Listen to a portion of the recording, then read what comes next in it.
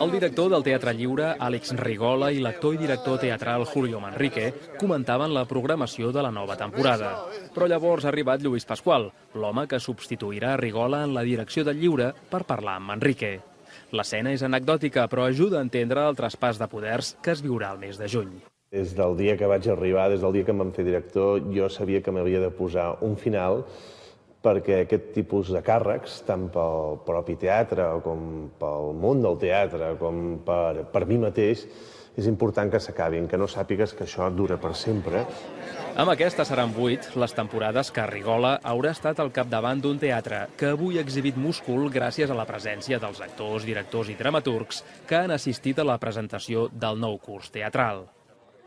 Les funcions comencen el dia 16 amb l'espectacle Belmonte, dirigida per Cesc Gelabert. Però entre la llarga tirallonga d'espectacles que es podran veure, en destaca un de rellevància internacional. Gardènia, dirigit per Alain Platel. És un espectacle que parla del transformisme i de la bellesa quan en segons quines feines l'edat és important.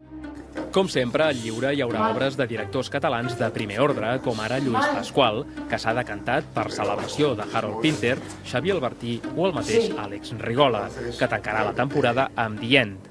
Un final que també anticipen aquestes fotos, en què el personal del Lliure ha volgut reflectir, en clau irònica, l'últim sopar de l'etapa Rigola. Situar el Teatre Nacional de ple en l'era d'internet ha estat el fil conductor de la presentació aquest vespre de la nova temporada del TNC.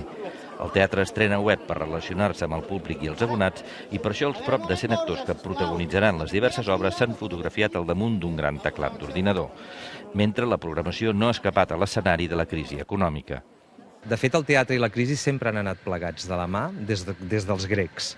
I moltes vegades en temps convulsos els autors utilitzen el riure de l'espectador per enviar aquests missatges de dir, bé, ja que som desgraciats, tenim tants problemes, almenys el temps que ens trobem, les persones entre nosaltres, agafem-nos aquests temes amb una mica de sentit de l'humor.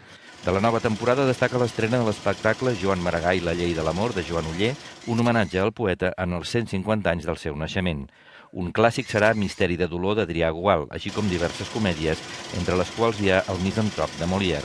També es veurà l'adaptació teatral de Pedra de Tartera de Maria Barbal.